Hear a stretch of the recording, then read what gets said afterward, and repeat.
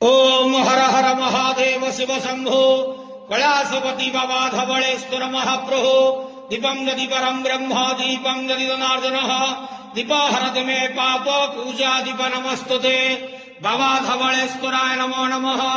संसार सुखी रखंतु आज शुभ शनिवार रे समस्त श्रद्धालु भक्त मानक आशीर्वाद करंतु समस्त श्रद्धालु भक्त मानकर मनस्कामना पूर्ण करंतु समस्त गुआवसा भक्त मानकर मनस्कामना पूर्ण करंतु कर्म क्षेत्रोन्नति करंतु ग्रह निष्ठमान खंडन करंतु जगतर मंगल करंतु विश्वर कल्याण करंतु आपणकर नाम प्रकाश करंतु सेवकर डाक श्रवण करंतु बाबा धवळेश्वराय नमो नमः।